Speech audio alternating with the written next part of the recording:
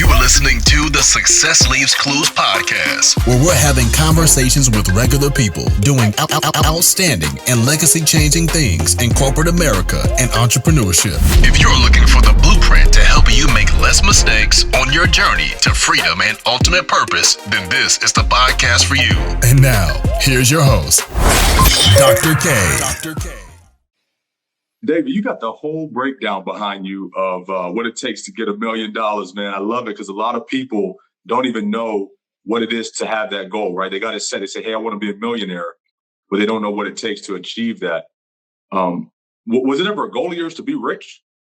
Man, ever since I was a little kid. I mean, honest to God, man, you know, I didn't grow up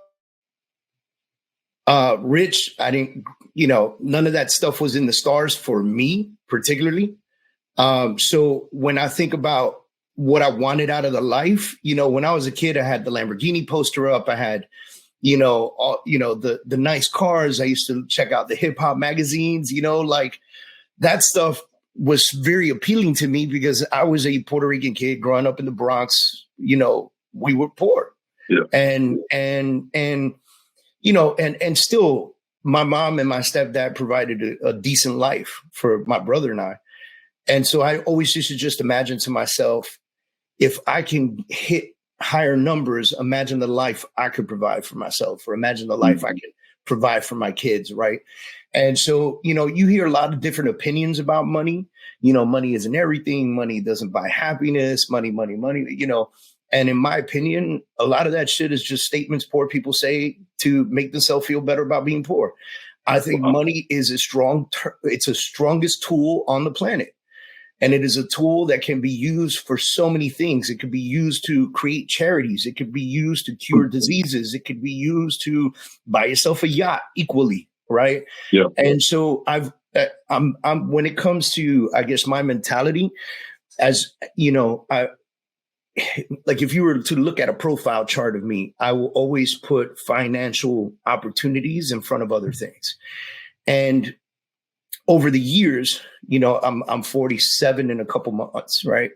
So over the years, you start to learn that it's not all about the money, but everything you do should equate to something, right? Okay. And so I started, I guess the word is becoming more humble, having more humility in my heart, And then it becomes about how many people can I help? And in the consequence of helping these people will be that money will come flowing through the doors, right? Yeah. Because it's, we do a lot of free stuff, but we do a lot of paid events, And so the money does come, it shows up. And I always tell people I operate three businesses. Yeah. And I tell people, when you see this sign removed from the wall, it means that all three businesses have accomplished this. Right. Yeah. And that's the win right there. And when you look at the numbers, really isn't that hard. No. Like a lot of people, they say $1 million is a lot of money, which is crazy because nowadays it's not so much. Right. And, it used to be a lot of money. Now, $1 million, you'd be lucky if it buy you a nice house in a nice neighborhood, And, but when you look at numbers backwards and you start to really dissect what those numbers could become if you just focused on one day at a time, this is what this chart does. Yeah. Basically says if you make $2,739 a day, you'll hit $1 million a year. $2,700 is not that hard to do. You know what I mean? I know Uber drivers that are knocking out $1,500 a week, $2,000 a week, $2,500 a week, depending on the car they drive, So the opportunity for us exists more than it ever has in the history of America. 1950s used to look at America, and America was very blue collar. And the only rich people were the people who employed the blue collars, And now opportunity is so ridiculous. It's incredible. Like you could become a multifaceted millionaire running a podcast like you do. You could become a multi-millionaire sitting in your chair at home with a couple computer monitors and a decent computer doing marketing for people. doing graphic design for people, running AI operation in the background for people. All you got to do is dedicate, find one task and go with it. It's not hard to make money now. David, you're a wealth of knowledge, brother. And it really struck me seeing that board behind you. So I had to start off with that. But I don't want to skip over the people who may not have already been introduced to you. I mean, you're famous in your own right, but there's probably a couple people that need to know who you are. You are David Kurz. You are a real estate professional, a trainer, a coach, a mentor, multiple businesses. So entrepreneur. It's just amazing, brother, all the things that you do. And I'm blessed to have you on the show today.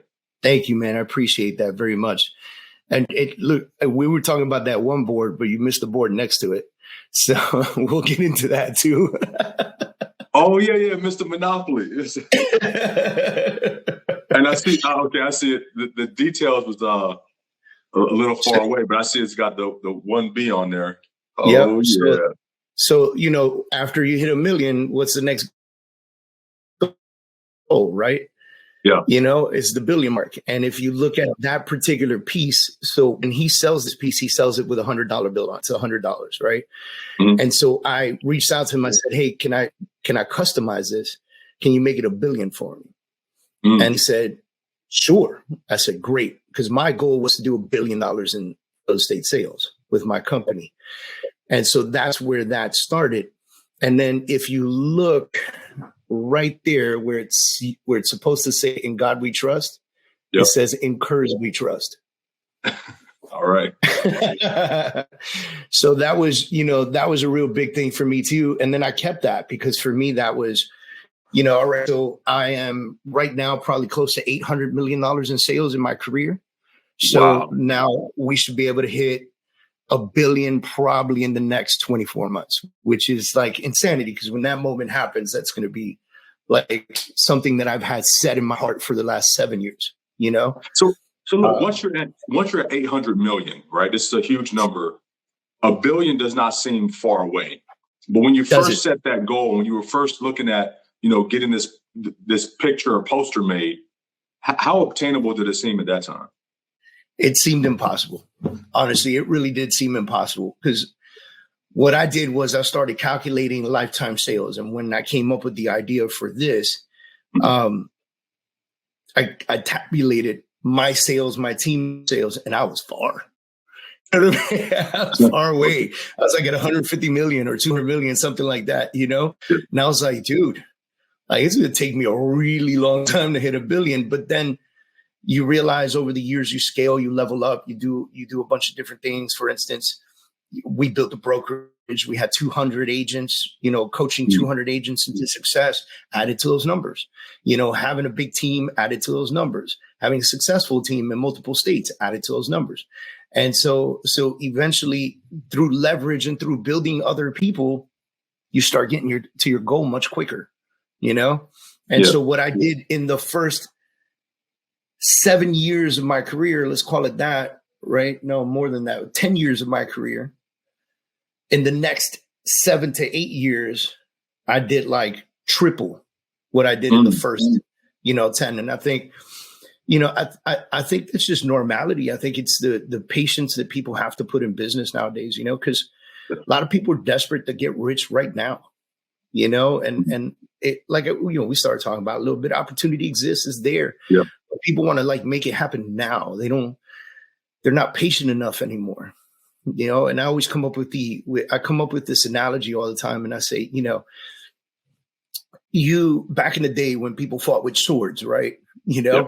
And in order to be a swordsmith, in order to be like the guy that people go to pick up their swords because they want to have the best sword on the field, that guy had to be making swords for 30, 40, 50 years before they were considered a master, right?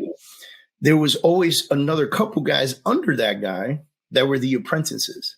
And the apprentice would work for them for 20 years, 25 years before they were even allowed to work on their own sometimes. And that's how much patience went into becoming the master of something. People now want to become the master of everything overnight. And I think they forget about that opportunity to be mentored, an opportunity to work under somebody. And, you know, and I blame myself too, because when I first started in real estate, I'd just come out the Marine Corps and, you know, I was badass and I thought I knew everything until I fell right on my face 1,000 times. You know what I mean? Yeah. So, and I didn't look for the mentorship. Not that there was a lot of mentorship available 18 years ago. It was a very different real estate market. You know, people didn't really want to help each other out. They didn't want to help you build your business. Is that the reason you kind of went off into starting a coaching and mentorship program?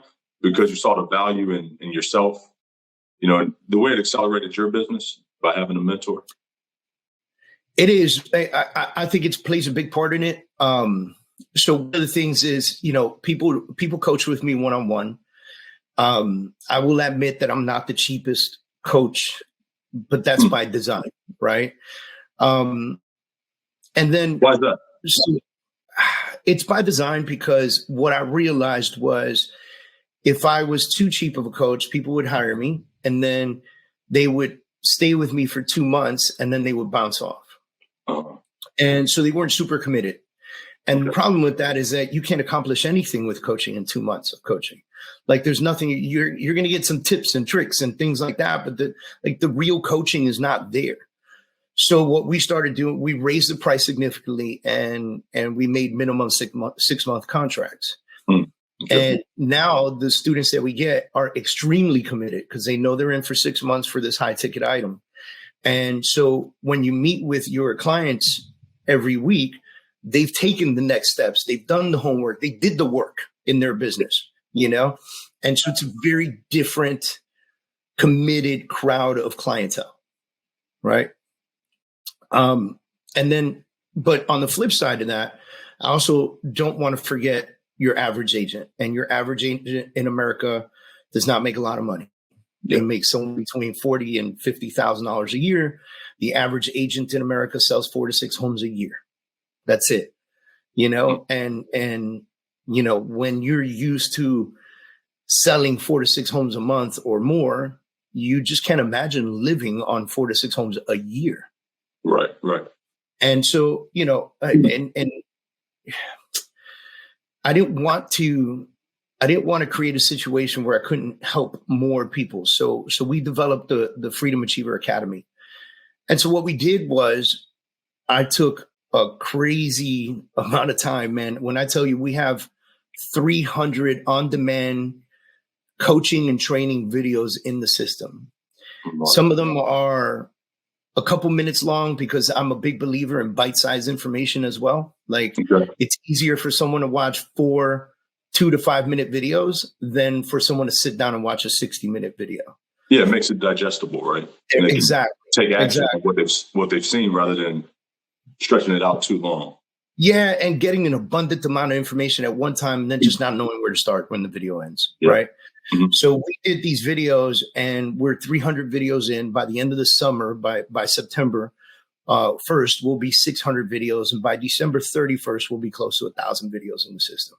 Mm-hmm. And what we did was we outlined just about every single thing that you would ever need to know about selling real estate, selling mortgages, or selling title.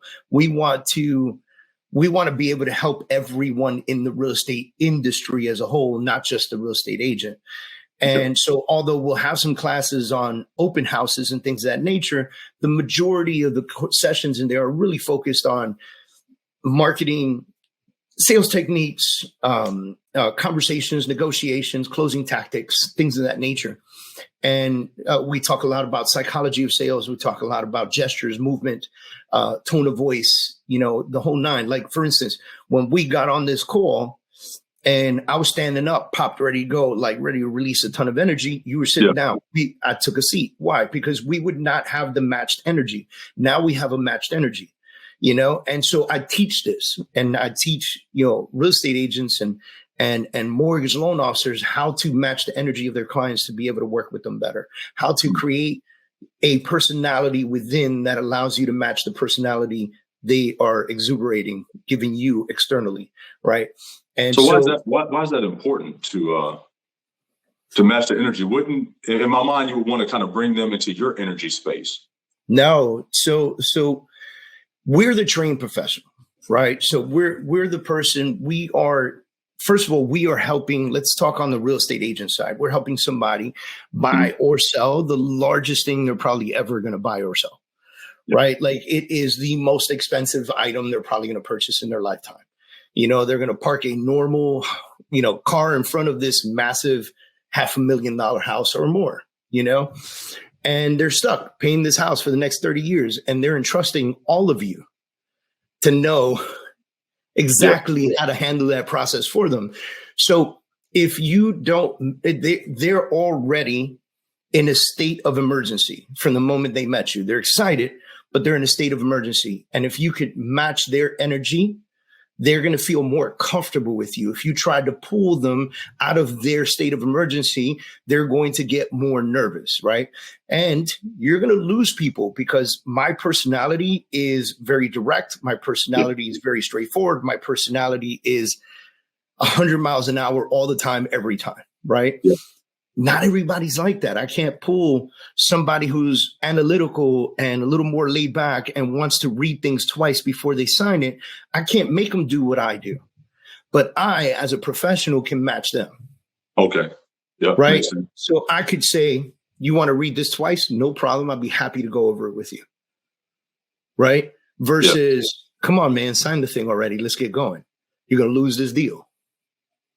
Now, if I meet somebody similar to me, that's that super high directive personality, it's now I can be my normal me. It's going to be much easier for me to be interactive with them. I can look at them and go, hey, man, if you don't sign this, we're going to lose this shit. Yeah. I can speak to them like that. And they're going to go, all right, D, I got you. Let's go. Right. But to someone who is a corrective or someone who is much more analytical, you can't pull them that way. You have to match them. So, we talk about physical presence. We talk about someone sitting down at a table. When they sit down at the table, if they lean forward and they put their arms on the table to speak to you, you lean forward, put your arms on the table to speak to them. If they sit back in their chair and they cross their arms, you sit back in your chair a little bit. You cross your arms and put your feet down or something or whatever, put your hands down, but you lean back. You don't get in their face if they're leaned back. Gotcha. Right? If they level down their tone, you level down your tone. If they raise their tone, you raise your tone, right? You're matching. It's like we're dating right now. We'll go figure this out. Yeah. And that's how you're going to find more success in that level. So going back to the academy, we're teaching all of this inside the academy. And what my wife and I decided, we ran it through some really high level coaches in the country. And every one of them said, what are you going to charge for this? And we said $149 a month. And they go, you guys are out of your mind. Every single one of them was like, you need to be charging $500, $600, $700 a month for this. Every single one of them. Like they all went in, they saw what we were offering and they said, no, you got to do more than that.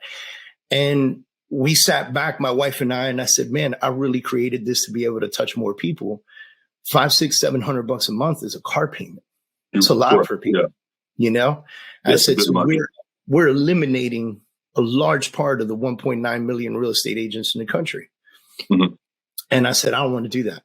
So my wife was, she goes, look, if the goal is to hit 1 million people's hearts, then we got to go the 149 route because 149 is much easier, right? It's not so high that it's not attainable and it's not so low that you'll ignore it. Yeah, makes sense. It's like a sweet spot. So we went with $149 a month for the Freedom Achiever Academy. And we're launching this week. So as we speak, the first ads are being ran on social media. And after we speak, I'm going to be pumping out a video that we created on social media so that people can get a view of what we created. And I'm really excited about it, and the goal is to hit 1 million customers. We want to have 1 million people on the platform. That would be the most beautiful thing ever witnessed in my life, Yeah, it's fantastic. I like to see people. Like you said, your focus is to really give back and do it in a way that people can afford it and it can be obtainable for a lot of people. And anything I can do to help you get it out, to help share it on my platform, get the message out to people, let me know. And I'll definitely do it. I will. I appreciate that. But I'm kind of seeing a journey here, right? And so you got the training program. But before you did that, you had to be an outstanding agent yourself. But even before that, what made you go from being a Marine? Why real estate? Man, so I got out the Marine Corps because I earned a master's degree in international business. And, again, we talked about how I grew up. And so, you just imagine that if you got a master's degree, like there's a corner office waiting for you somewhere in Manhattan somewhere, right? That's how you get to. And then, harsh reality kicks in and goes, no, that's not it at all, actually, right? Like you got to put in 20 years of work before you get the corner office in Manhattan. You got to show up. You got to be the best salesperson, the best stockbroker, whatever it was. And I got a degree in international business because I knew I was going to be coming down to Miami. And I figured, what a perfect place to understand international business than one of the largest melting pots in the country. Right. Yeah. And so we do a lot of international business in Miami. So ideally I came here after the Marine Corps thinking, again, there's a big corner office for me downtown Miami somewhere. And I started applying for a bunch of jobs. It really didn't work out. I ended up getting a job at the Chrome Detention Center, which is where criminals that are arrested and they maybe they're on a green card or something like that. Okay. So if you become a criminal, then you're static. It's America. You do your time, and then they put you in the detention center pending deportation. And I remember one day I'm there and I'm about to get a raise. I'm not even at this job for 3 months, and they tell me Homeland Security is taking over detention centers, and you're going to get a raise to captain, which is going to put you at like $90,000 a year. Okay. And I was like, oh shit, I'm in. You know what I mean? Like, And then I was sitting in the room, and the guys in the room started getting a little rowdy. So I walked over. I was like, yo, man, you guys got to calm down, man. Oh, man, this guy's doing this. This guy's doing that. I was like, listen, man, I don't want to hear none of that, And I'm like, dude, you just got to calm down. You got to relax, man. Yo, whatever you took, give it back to him. Figure it out, bro. You're grown men in this room. Yeah. And I handled the situation peacefully. I walked back to my little desk. It was like it's actually a big desk, and it kind of oversees the entire room. And I thought to myself, if that would have gone down a different direction, the door is locked from the outside. Mm-hmm. And the rules are that until the SWAT squad gets to the door does not open. So these guys could beat on me for the next 5 minutes while the crew gets to the door. I can't run outside because the door is designed to be locked from the outside from central control locks. And I remember sitting there thinking, this is worse than Iraq. I said, what? Yeah. How did I get out of one dangerous job in a uniform to get into another dangerous job in another uniform? I should have just stayed in. Yeah, and essentially you're incarcerated too while you're there. Yeah. Right? And so I said, I'm not going to do this anymore. So I started looking for another job, and my cousin, who was in mortgages at the time, this is pre-2008, right? So the market is like insanity. Mm-hmm. You should get your real estate license. And I said, well, what about mortgages? She says, no, you don't want to do mortgages. She goes, you're too good at speaking to people, and mortgage people usually behind a computer and a phone. She said, you got to be out there. You got to be an extrovert that you are and be out there, And so I got my real estate license, and I did nothing with it. And, I ended up getting a job. Yeah. So, but you know what, man, God put steps in front of you, Okay. And so I ended up getting a job with a company called Corpac Steel Products. I'll never forget. George Waldenberg was CEO of that company. He's a great guy. I sit down to interview with him, and he says, I'm going to hire you. And he goes, I'm going to put you in my sales department, and I'm going to teach you everything you know. And he goes, but understand this. I'm not hiring you because of experience, because you have no experience in sales, right? He goes, I'm hiring you because of your experience in the Marine Corps. And he said, I know that unlike most of the guys on my sales floor, you're going to show up on time, you're going to do the job, and you're going to do what you're supposed to do while you're here. And that's all I need from you. I can teach you the rest. That guy taught me how to sell, right? And his brother Edel was a beast. in sales. And they taught me how to sell. And from the first year I was there, for the next 5 years, I was the number one salesperson on his floor. And then the opportunity for sales manager came up. And I sat in his office and I said, man, I want that sales manager position. And he said, I can't give it to you. And this is where reality started to sink in, that I was going to be in that cubicle for the rest of my life. And so I asked him, why not? You know, I'm the best guy you have on the floor. He goes, that's exactly why. If I take you off the floor, we lose a large percentage of our sales. It was too good right. For promotion. Right. And so to me, that just never made sense, because to me, I felt like if he would have made me sales manager, maybe I would have taught the rest of the team how to do what I was doing and help them all come up enough to surpass whatever I was doing. Sure. And so from that day forward, I started to call my cubicle my coffin. And that's like, you know, the mind is really powerful, man. Like as soon as you start saying, I'm going to go back to my coffin, you already know, like that you don't want to be there anymore. Yeah. And so I started doing real estate part-time. And I said to myself, I'm going to make X amount of dollars, which was basically 4 months of whatever income I would have earned. And, you know, for the first time in my life, I'm making like $150, $180 a year. I'm like driving a Cadillac. I live in a penthouse apartment, you know, like I'm doing it, you know, all the dreams are starting to come to fruition, you know? Yeah. And then I ended up moving down to an area called Homestead, Florida. And the company was in Aventura. And that added to the stress because this was an hour and a half to work every day, an hour and a half back. So when I decided to get into real estate full time, I was waking up at 4 o'clock in the morning. I was driving to the LA Fitness in Aventura. I was hitting LA Fitness at 5 a.m. I would work out till 6 a.m. I would take a shower, change in the gym there, and I would head to the office early. I'd be there by 7:30. I didn't have to start work till 9. And so I would head to the office and I would go into one of the break room, and I would work on my real estate business from the break room in the morning. And then from 9 to 12, I would sell carbon steel pipes for oil and water and bridges and piling and all that stuff. And then from 12 to 1, I would pack something to eat. And so from 12 to 1, I would go back to the little cafeteria, little break room. I would eat my lunch and I would work on my real estate. And then I would go back to work from 1 to 5. At 5 o'clock, I would go to a Starbucks down the street from 5 to 7 so I can avoid the big traffic. I would work on my real estate business. From 7 to 9, I would show properties if I had some showings. And then from 9 to 10, I would try to figure out my way back home.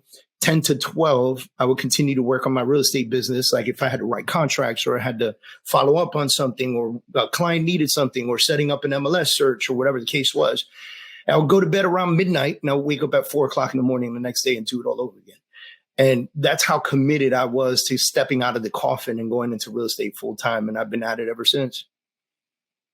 Man, that's an amazing story, because you're not the only person who sees their current job or their current situation as a coffin, but very few people are willing to do what's necessary to escape that reality or change it into their perceived, reality, what their end goal needs to be, and they're just stuck.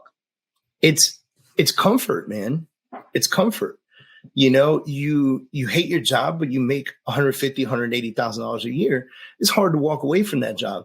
It's even harder to walk away from that job knowing that you are going to work for yourself and that there's no guarantee for a next paycheck. Yeah.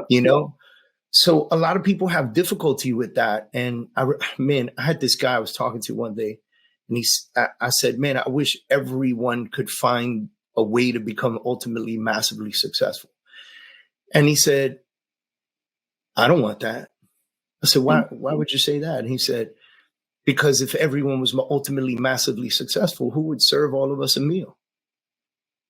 Right. Who would work at McDonald's? Don't you like McDonald's? Yeah. And I remember thinking about that and going, man, everybody has a passage in life, and you choose your passage. I just read an article the other day. I think it was Burger King or KFC, like that. This guy, the company gave him a big check for not missing one day of work for 25 years. Mm. Worked 25 years for this fast food store. Never missed one day of work. And here's the crazy part. The news about the big check got so viral that his daughter created a GoFundMe for him.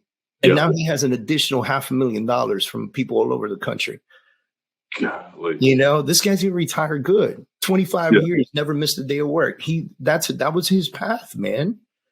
That was his path. You know, sometimes we just gotta look at what we're doing, even if it's making you a lot of money. Like I said, I was doing really well. I had my nice Cadillac. I was doing good.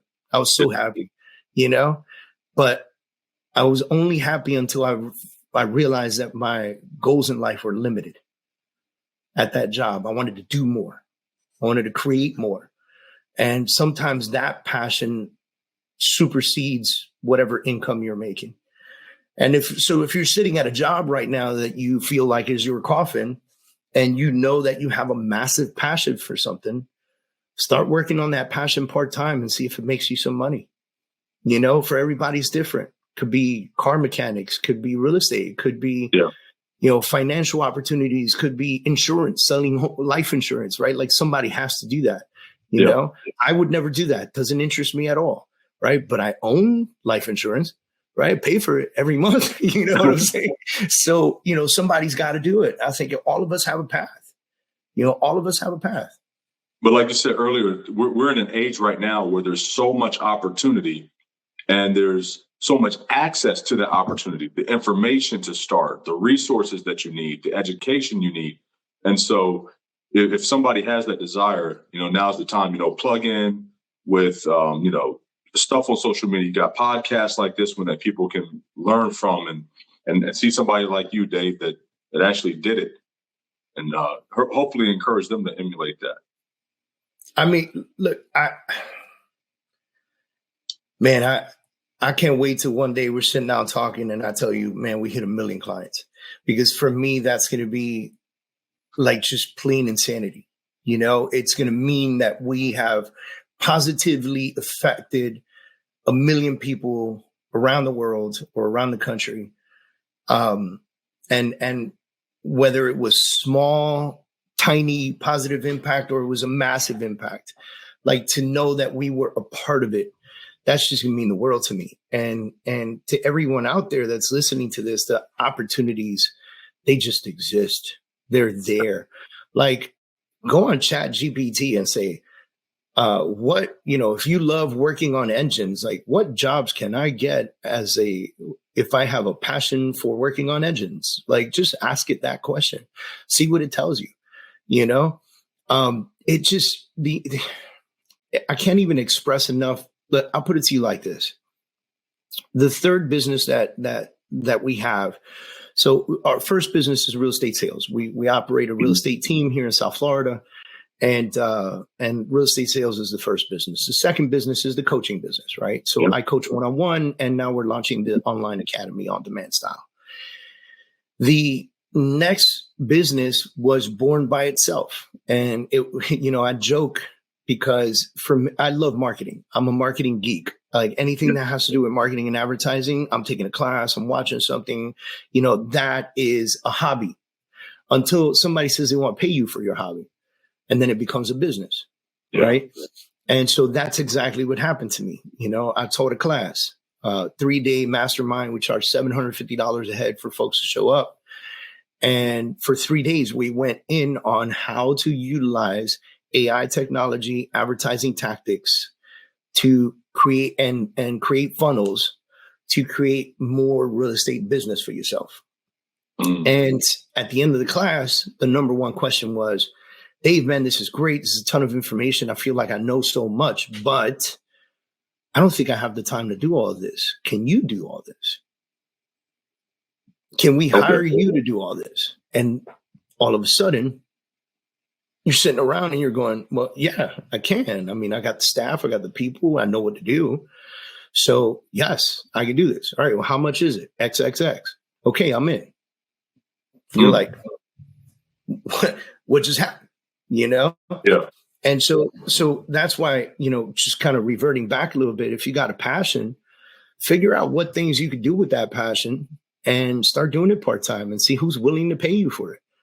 I mean, there are people out there that do so much stuff. I got a good buddy of mine that wraps boats and cars, and he's been doing it for 15 years and he's good. Like, we went out yesterday, full disclosure, we went out yesterday, a super nice VIP party post Miami Grand Prix, and we were invited by the guy that he did a helicopter pad for. Oh. And so he cut out the design for a helicopter pad with the guy's logo and everything, and his quote, his saying around the logo. And it said, "If you see this, you're having fun." And the guy's logo is almost like a smiley face, And he's a yacht broker, the guy that he did this for. And so by doing that job for him in a shorter period of time, he said to him, "I want you to come to my VIP party," and so forth, so on. So they invited us. We went, and I got to meet the guy. And the guy says, "I cannot tell you how important it was for me to get this job done." He said, "I have a helicopter pad with my logo on it on my vision board." Wow. And he said, "Now my logo went on this helicopter pad. 32 flights came in and out, dropping off every superstar in the world that got picked up at the Miami Grand Prix and then dropped off at this helicopter pad so they can get to their yacht or they can get to the airport."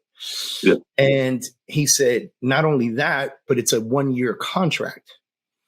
And I live across the bay in one of the top units. And he goes, "And every morning I'm going to walk out on my balcony for the next year and look at my logo on that helicopter pad."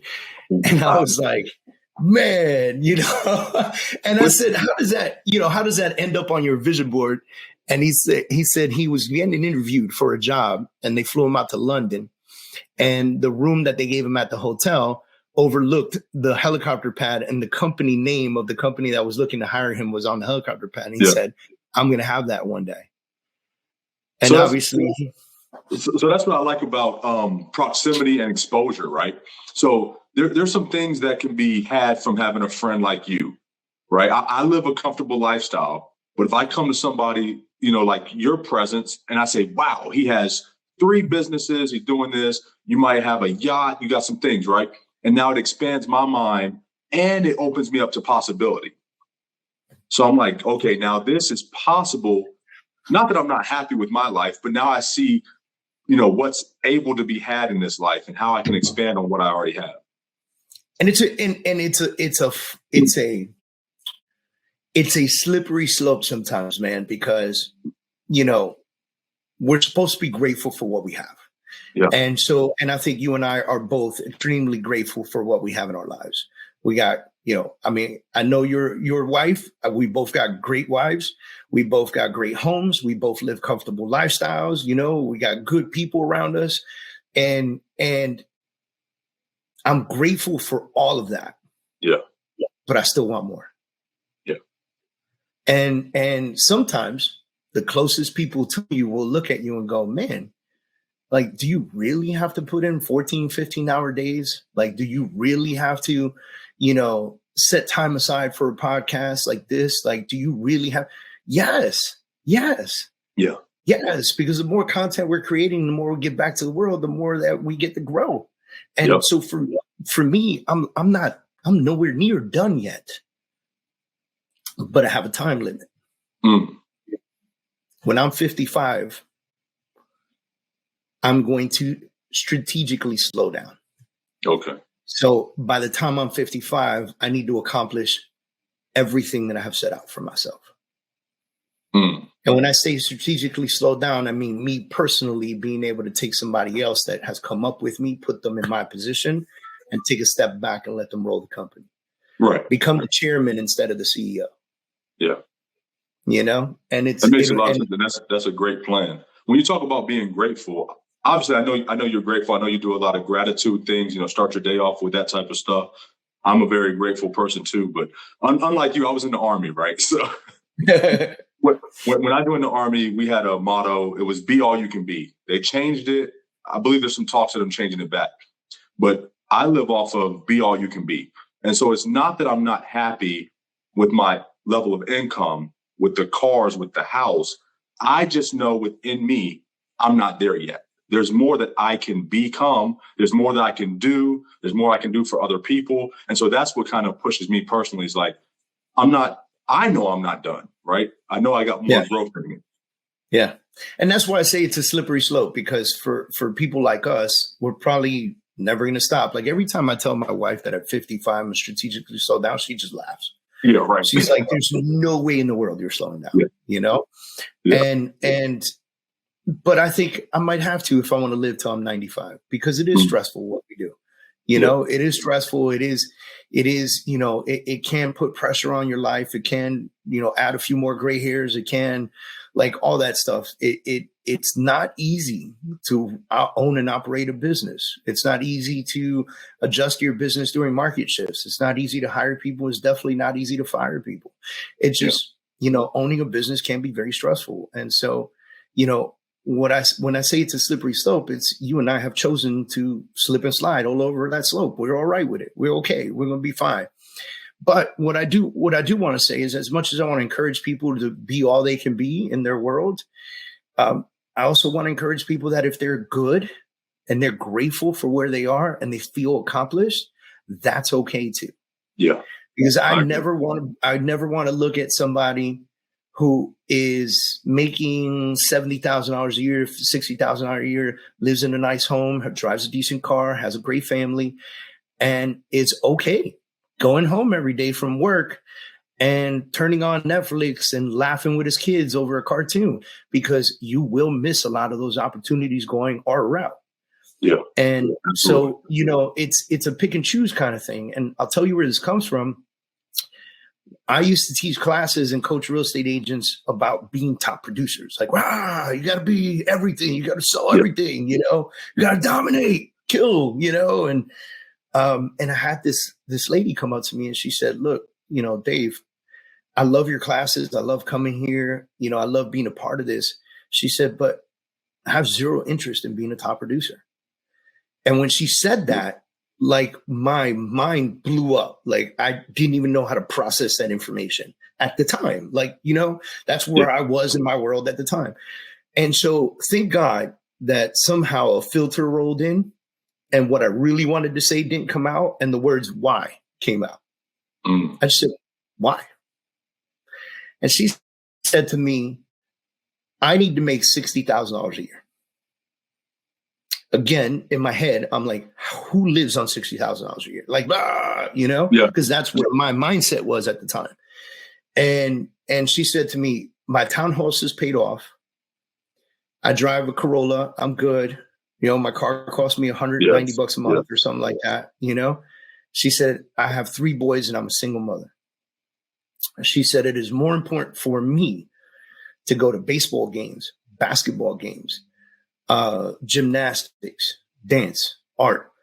Like, she said, I want my boys to be well-rounded men, and there's no father for them at home to teach them that. So I got to take them out into society for them to learn and earn that. And she said to me, so I positioned myself to live a comfortable life with my little men and put those boys into everything I can possibly put them into. And I only need $60,000 a year to do it. I could feed them. I could pay the taxes on my house, and I could pay for all their extracurricular activities. Can you teach me how to do that? And that humbled me instantly, because I realized that not everyone wants to sell $1 billion in real estate. Not everyone cares for that at all. Not everyone cares for the accolades, the awards, the this and that. Like, those things I don't care about either. But, you know, some people do.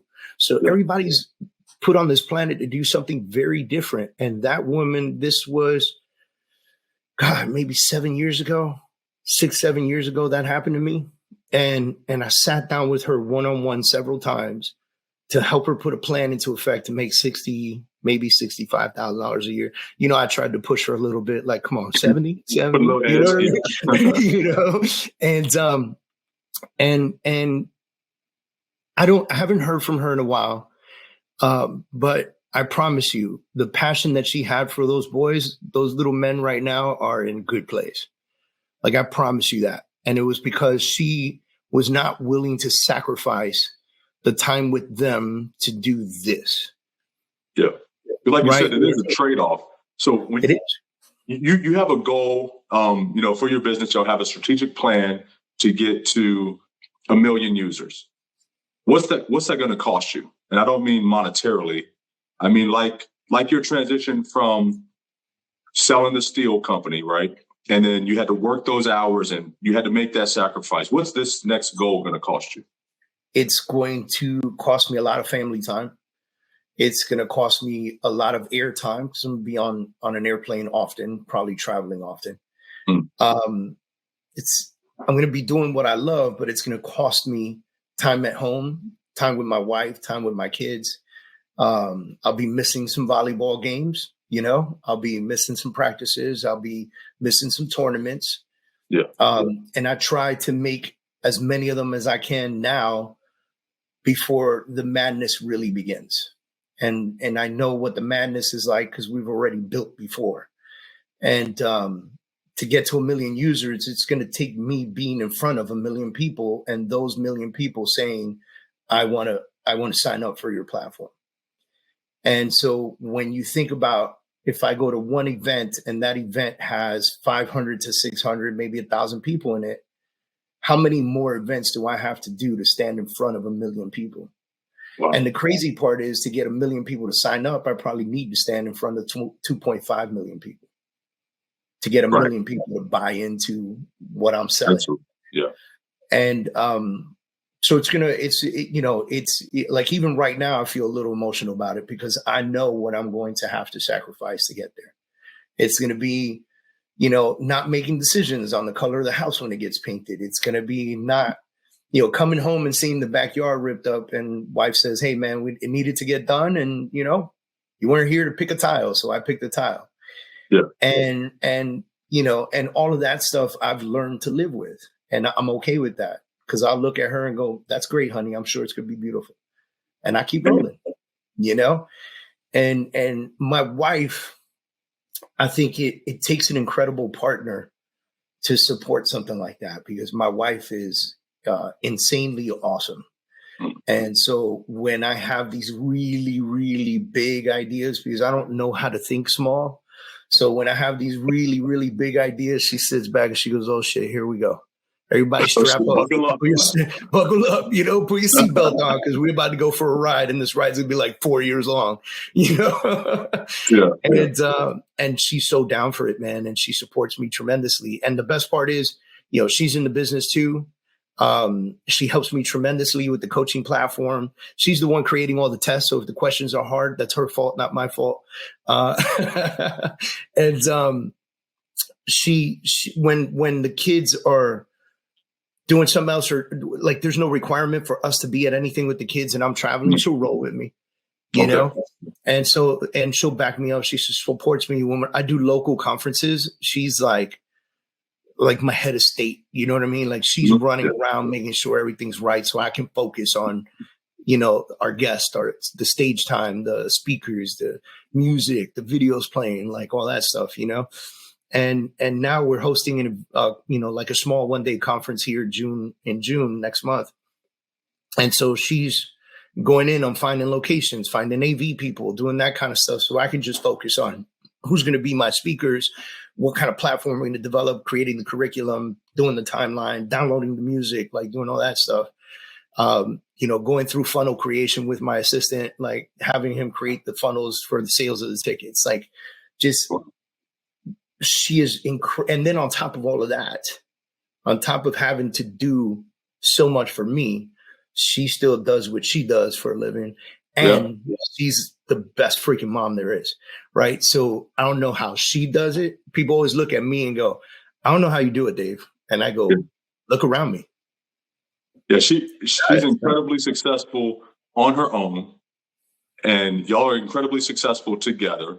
Mm-hmm. And like you said, and then you still got motherly duties and you still want to be an individual too, right? So you still want to have some me time and some personality in all of that as well. So it's she's exhausted and then she's got to hear me complain that we don't spend enough time together. So we dip, we'll have we found some hole in the wall bar down the street from our house that's been there for like 50 years. Super cool little spot we didn't even know existed. Yeah. And so now we're just like, we'll up in there and have a couple glasses of wine, chill, talk. You know, we look at each other and we go, okay, we're going to try to spend an hour together and not talk about work. Let's do it. Mm-hmm. Let's try it. And then we just stare at each other. We're like, all right, fine, let's talk about work.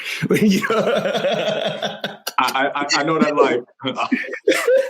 but when it's what you love to do, it's your passion. It's not work. It's like we're still enjoying each other. We're still laughing, having a drink or whatever we're doing. But, that's how we keep going. Now, I got a question for you. I think I know the answer, but I just want to hear it from you. Do you think you could have been this successful without your wife? Man, that's a trick question. The immediate answer is no. But then the flip answer is without my wife and alone, possibly. I'd have just hired for the task and just went in. This is all I would have done if I was alone. Mm-hmm. I don't think I would have been out trying to be the single guy or out partying or doing any of that stuff. But most people who are alone, single, they need to do all of that because it's human right to find companionship, right? We're a pack. We're pack animals. We need to be around people. So the immediate answer, like really digesting it, is absolutely not. I think she plays a major, major part in my life and in my businesses. And without her support, I don't know that I would be where I am today. Simple answer. Yeah. Simple, long answer for a simple no. Yeah. You know, and it's, it's crazy because you do want to believe like the passion's from within, you're the reason, et cetera, but every great book says it, like you are the epitome of the 5 people around you. Absolutely. And she's one of my 5 and it's important. Yeah, that's incredible. I know a statistic, might not have it spot on, but it's about 85% of millionaires are married. Yeah. And I think that's a big part of it because you have to have somebody who can push you, an accountability partner who's with you, somebody who has like focus and vision. So I think it's a big part of it. I think so too. I think, I was reading something like that maybe like 2-3 days ago that said I think, like you said, 85% of the most successful people in the world have successful marriages. Yeah. And that's pretty impressive when you think about the most successful people in the world have like crazy busy, incredibly demanding schedules, and they still manage to have successful marriages. I think it's so important to have the right person next to you. And it's such a careful conversation to have because I've been on stage before and said, if your spouse doesn't support your dreams and goals, you should not be with that person. I've said that out loud. And then I've gotten off stage and I said, oh my God, how many divorces did I just create? Right. So it's scary to say that out loud, but I've been married before. Yeah. And I know what it's like to have the wrong person in your life. I know what it's like to have somebody in your life that downplays your dreams, that doesn't believe in your goals, that doesn't support you, doesn't help you, doesn't do anything to help you, And now, thankfully, I know what it's like to have somebody who uplifts you and puts you on a pedestal. It's like freaking Stairway to Heaven, then a pedestal, then a throne, And when you're sitting on that throne, it's because they're holding the ladder for you, you know? And it's incredible feeling to have that, It's really incredible to have that. Dave, I know it may hurt some feelings, but when there's conviction, there's conviction. Sometimes you got to tell the truth, and I don't care, how you feel about it. It's the truth.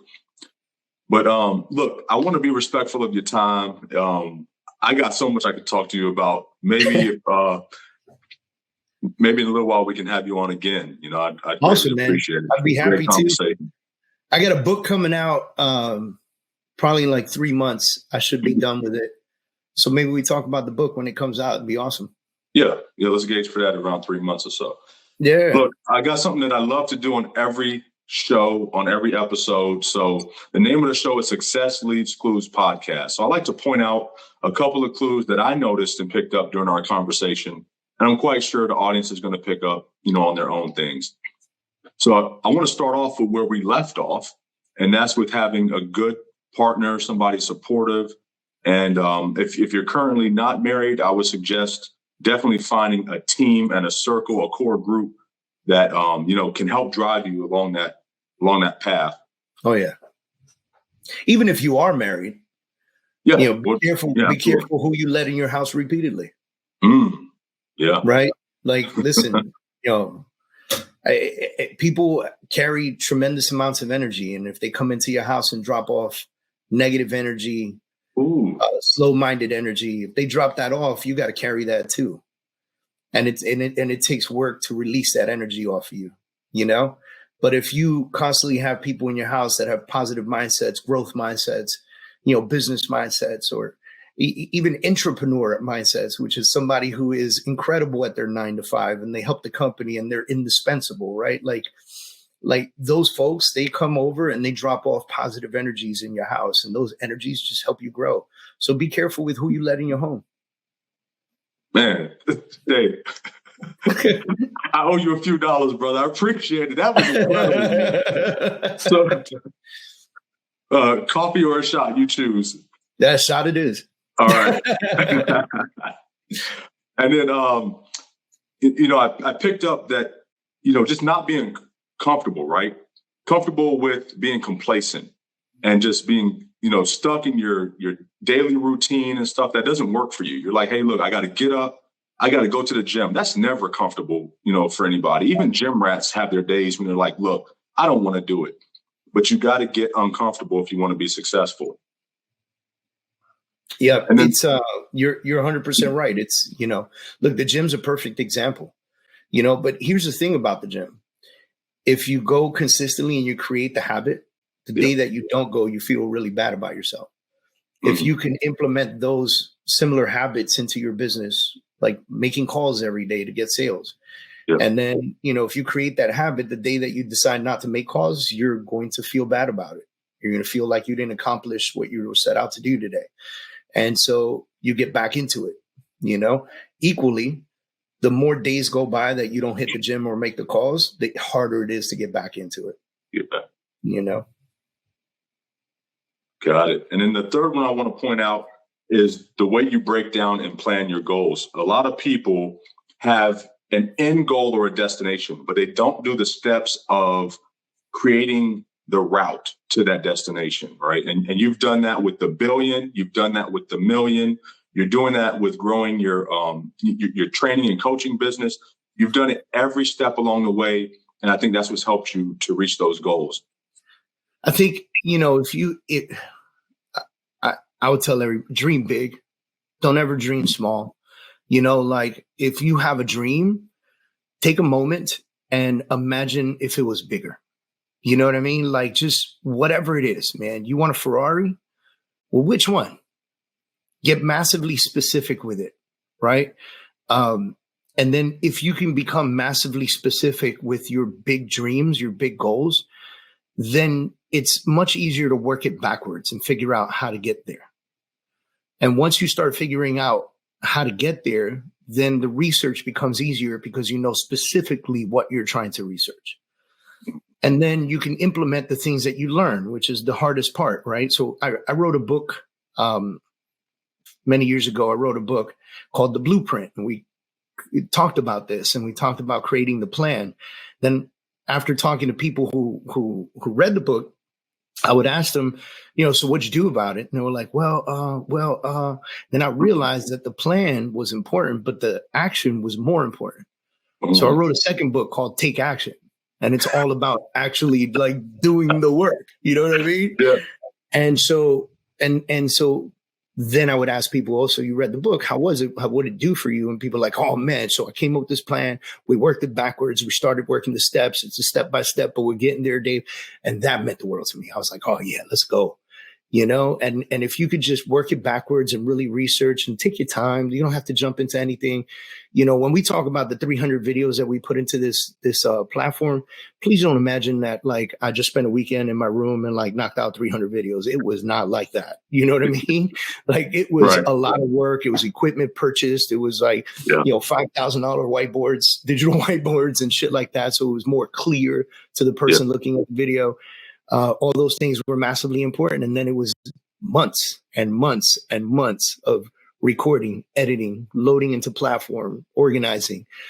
And so if you're willing to give it, you know, set the really big goal, work it backwards, start taking action and realize that it's not going to happen overnight. That's going to take time to build something. And the more attention you give it, the more focus you give it, the more it grows. Right. And the more it grows, eventually, you know, you plant a seed, eventually you have an oak tree. Right. But it's not going to happen tomorrow. It's going to be 20 years from now. If you can have that patience and then surround yourself, like we were talking a little bit ago, with the right people to help you push these things to the next level, I mean, just, the opportunities are tremendous. Man, look, I'm blown away, and your energy is always, like you said, on 1,000. And if it's like this sitting down, I'm glad you took a seat, brother. It would have been a whole lot. You should see how I do some of my classes. I'm like doing jumping jacks while we're waiting people to log into the Zoom. Like I'm doing push-ups. You know, I believe that energy is everything, man. We got to have fun. You know, you got to have fun doing what you do. You know, you love doing this. I can see it in you. I can feel your energy doing this. And, you know, I love giving classes, you know, like I love teaching people and helping people. That's like, you see me in one of those, my energy's like through the roof, you know?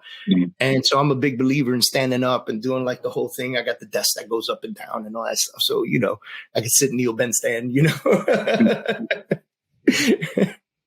All right. That's dope. I want to remind everybody out there, if you can dream it, you see you guys. Thank you for listening to another episode of the Success Leaves Clues podcast. Be sure to follow Dr. K on Instagram at Dr. K Washington or the podcast page at Success Leaves Clues Podcast. We'll see you here next time.